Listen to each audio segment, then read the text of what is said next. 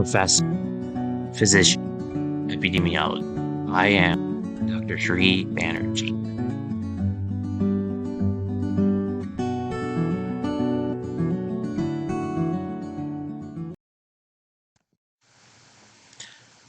Hello everyone, I'm Dr. Sri Banerjee, core faculty for the College of Health Sciences and Public Policy at Walden University with a joint faculty appointment at the Ross University School of Medicine.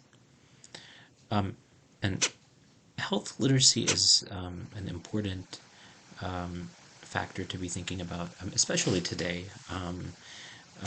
it being World Health Literacy Day. And so it's especially important to be understanding and truly understanding what health literacy is.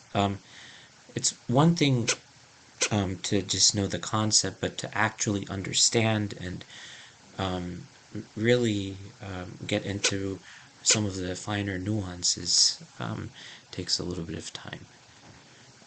So let's go ahead and get started. And when you're looking through a paper, if you're not used to reviewing scholarly articles, some of the things to look for is the abstract that provides immediately highlights within the contents of the paper.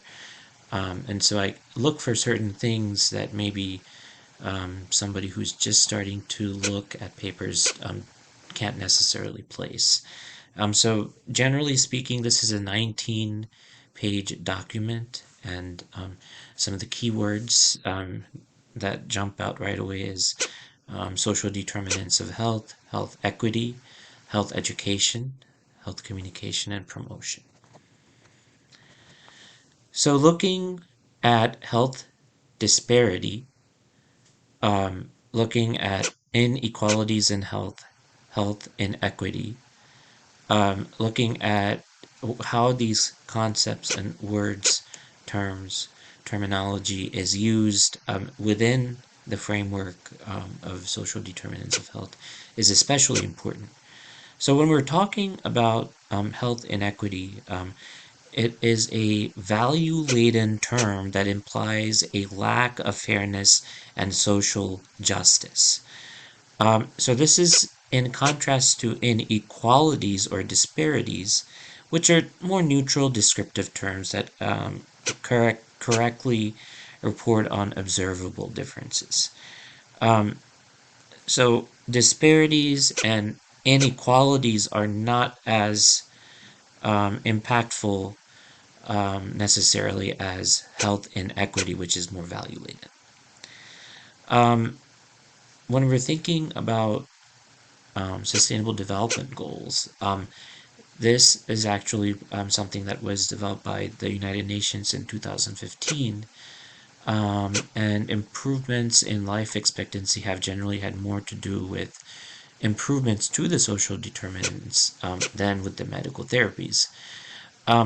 So this interconnectedness of the United Nations SDGs is especially important. Also looking at the position of health literacy as a potential social determinant of health and as part of the public health response to addressing health inequities. In this regard, we examine health literacy as both a risk and as a personal and community asset. And they'll go through how this is understood. So risk versus asset, literacy, how that plays a role with health. So they start off by the WHO Commission's social determinants of health, World Health Organization, and the critical importance of education for health equity. And this is true both in higher income countries and lower income countries. So if you were to create a geospatial map of the United States, you would even see pockets where there's lower health literacy in specific zip codes. Literacy is not a fixed asset. It can be improved through education. There's variable assets and there's fixed assets in the discipline of economics. And so we're talking about literacy as not a fixed asset.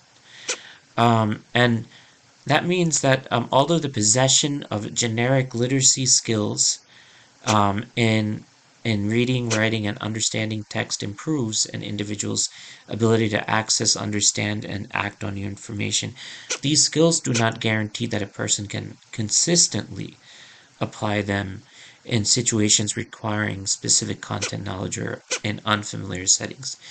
And I can kind of think about examples where um, certain surroundings, when you have certain conditions, or when it's different and changes in unfamiliar settings, there's different parameters. And so in different settings, more specialized knowledge and skills may be required. And this is where we're talking about now, it's not enough to just do health literacy. You need to be thinking about digital literacy. So, do you know how to work the internet? But it's no longer enough to be thinking about just working the internet. Now we have to be thinking about, um, do you know how to handle different data sets? Do you know how to handle various types of search engines? Not all search engines are created equal. Google has kind of taken the helm, but there's others as well. Um, and just understanding what is a trustworthy source. This can be challenging in and of itself. Um, so looking at health literacy and expanding on that, there's functional, interactive, and even critical health literacy. Um, so let's differentiate. Take a bit of a moment to differentiate between functional, interactive, and critical. So functional health literacy is um, just being able to do basic level skills, uh, being able to process health information, on health risks and how to use the health system. So how to navigate this. And a lot of times there's patient navigators, and I've actually interacted with patient navigators and worked with them um, about about 10 years ago. And so it's important to be aware of some of the specific functional health literacy needs that are out there.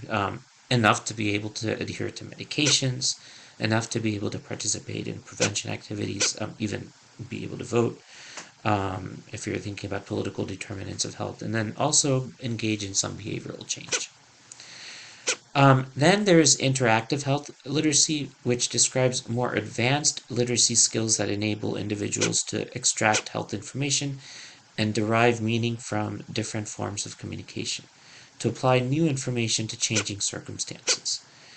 And so this takes a little bit of higher level skills and are better able to discriminate between different sources of information to respond to health communication and education. Um, so this includes school health education, mobile apps, interactive websites. And then critical health literacy describes the most advanced literacy skills that can be applied to critically analyze information from a wide range of sources of information. I think in when we're thinking about grad school or thinking about scholarly work, we're mostly thinking about critical health literacy.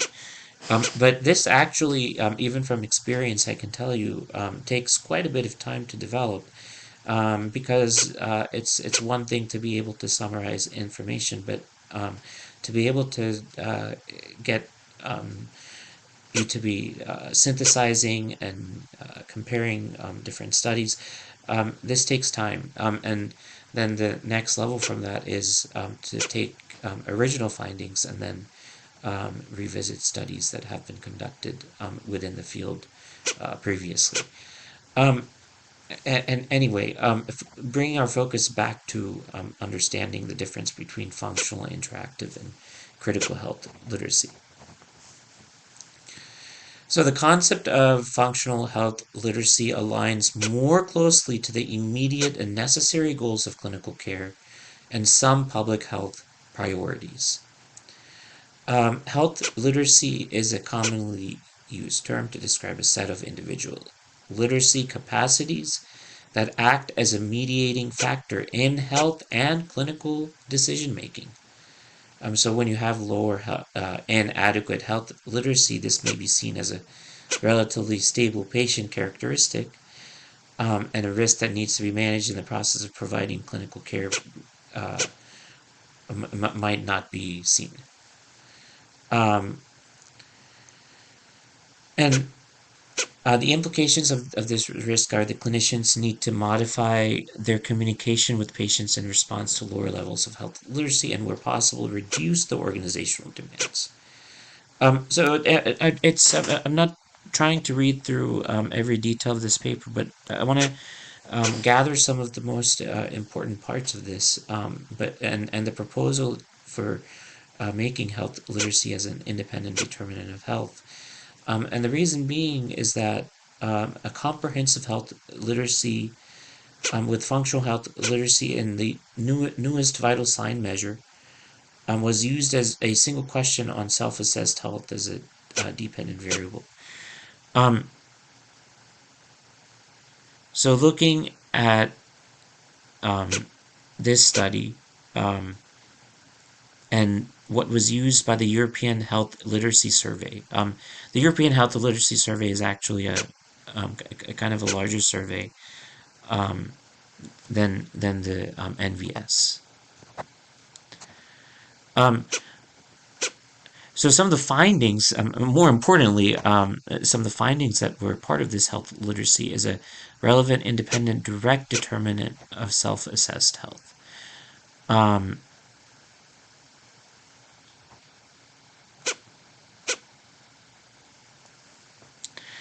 Looking further into this, there's a proposal to make this partial mediating role for health literacy and the relationship between social and economic determinants, um, and and observed health outcomes.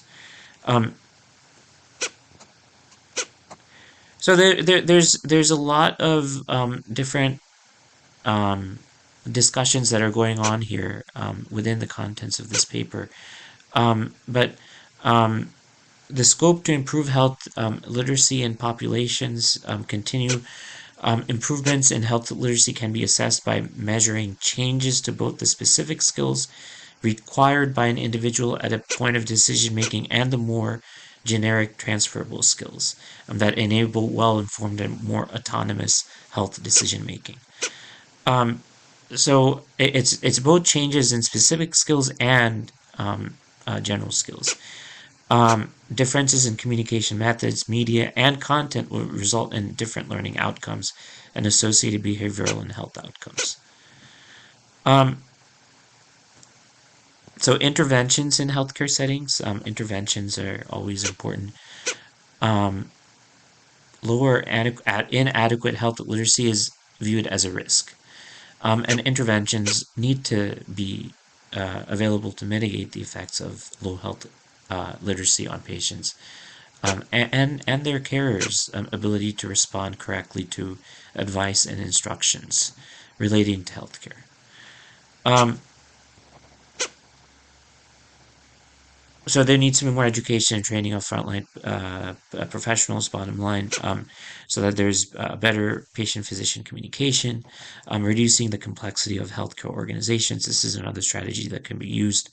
And there's actually 10 attributes of a health literate organization even, and this is the most well-known of the models created. And organizational health literacy is an important portion of this. Then how to create interventions on a community level. We go further into that. And so health literacy interventions for non-clinical populations are not yet as common. And then there's actually 2 reviews done to summarize all of this. And Um, there were several different sources,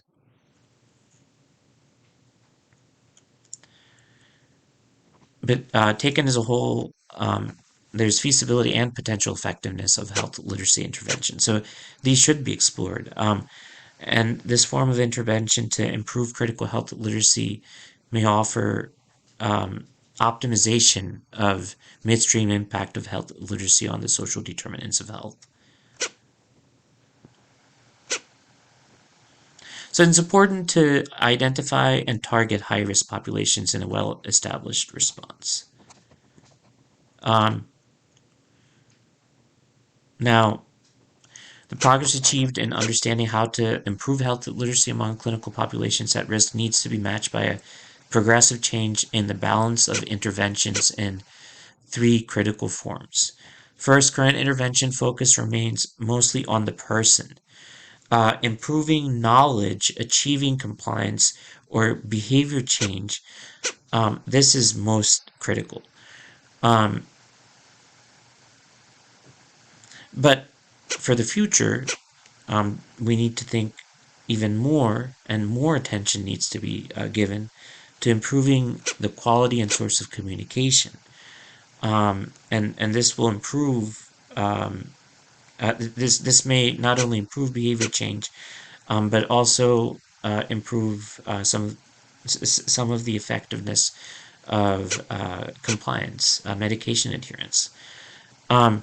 These improvements can be carried out by developing frontline professional skills and support to improve the quality of communication and enable meaningful public and patient engagement, modifying the context in which health communication occurs. Second, the purpose of communication needs to be oriented toward enabling more people to develop transferable skills for accessing, understanding, and applying health information.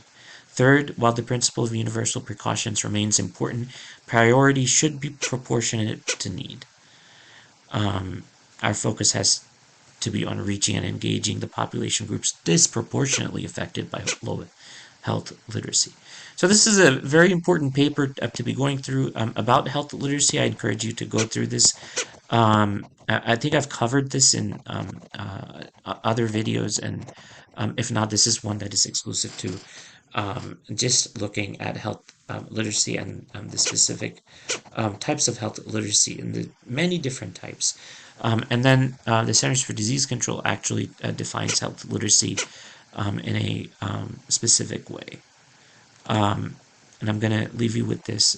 And personal health literacy versus organizational health literacy, those are the only two that CDC focuses on. And this was actually through working groups and others. But as you can see in the other paper, there's a lot more than just these two types of health literacy that has been brought to brought to light. And you have health literacy here, and looking at the interventions that are associated with health literacy. So that concludes this presentation. I hope this has given you some insight as to how to understand and handle health literacy. Thank you for listening.